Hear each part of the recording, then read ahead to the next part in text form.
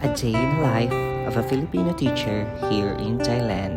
Happy New Year everyone! Welcome to this new vlog. For today, I'll be showing you how I celebrated my first day in 2026. Right now, nakasakay tayo ngayon sa ferry and papunta tayo sa Colarn Island. So this is the view as we arrived here. Sobrang ganda, sobrang linaw ng tubig.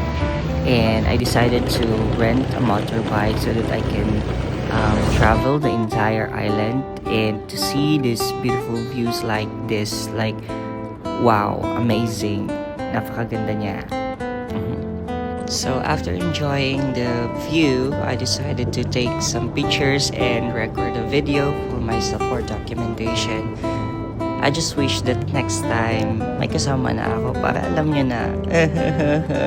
Lord, charis.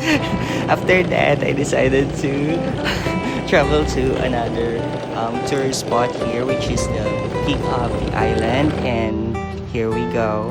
So, nandito na tayo after a couple of minutes of driving. And yeah, napakaganda niya. Hindi enough yung cam to scope the beauty of this peak. And after 30 minutes of driving, narating natin itong isla na to kung saan dito ako maliligo. But before that, syempre, picture muna tayo, video muna tayo. Sana kinakul mo yan. Tapos, and lakad ulit at narating natin itong isla na to. Super ganda niya, white sand and the water is, pink. Charis lang. Hindi ko alam. Basta ganun. So, yan yung vibe. Oh, wow.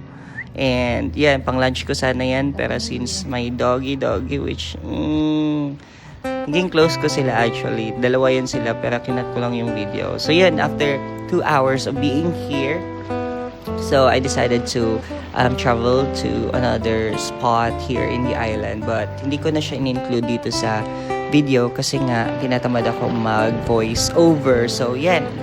This video, pauwi na ako nito and yung daan, matirig siya and alam niyo yun, nag-video pa ako and napakadelikado niya. So, yun lang. Thank you for watching everyone and I hope you enjoyed my first day travel and sana next time makapunta rin kayo dito.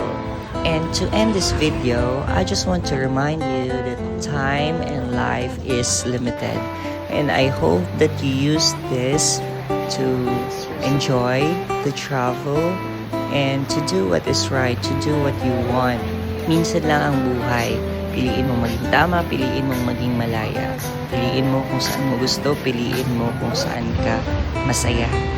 So, yun lang. And I hope that you will have a happy, prosperous, and more travel New Year 2026. So God bless everyone, and as a Christmas gift to anyone who finished this video, anyone who can guess the exact amount I spent here in the island will receive a 500 pesos GCash. Thank you and see you again on the next vlog.